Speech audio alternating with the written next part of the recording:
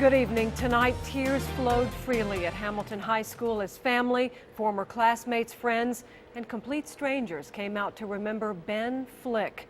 He was killed in a car accident at the intersection of Stahlheber and Mormon Roads in Hanover Township late last night.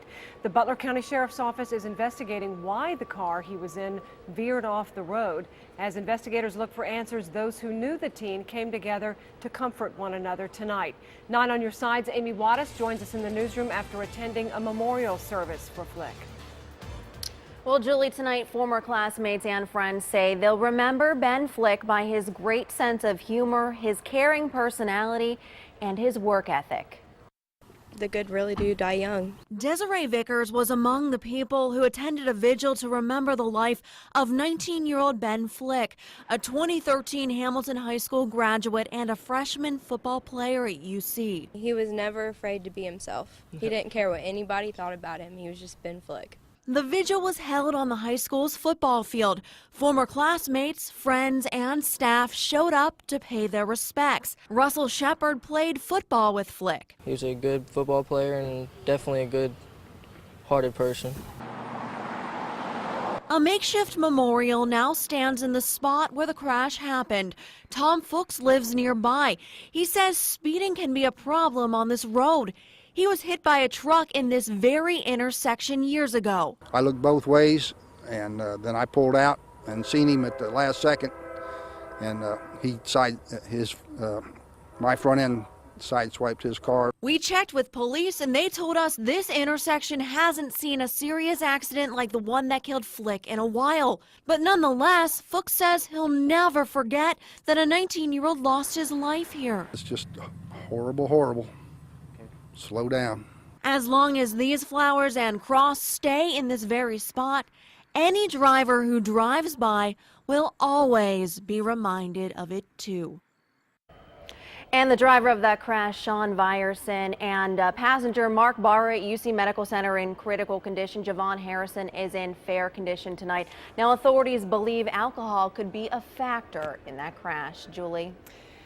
All right, Amy, UC head coach Tommy Tuberville said he can't put into words how tragic this is, saying as a father and a coach, this is something you hope you never have to go through.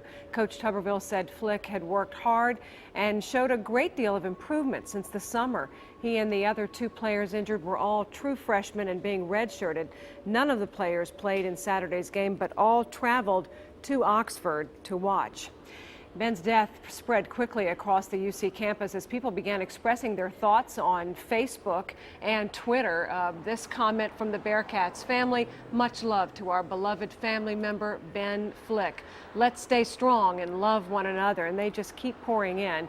You can express your condolences using social media. Just include hashtag RIP77 in your tweet.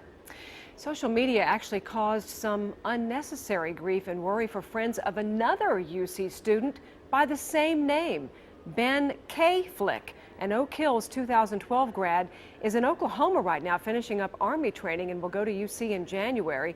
He tells us he didn't know about the accident, but someone asked if he was okay on his Facebook wall this morning, and then came the tweets.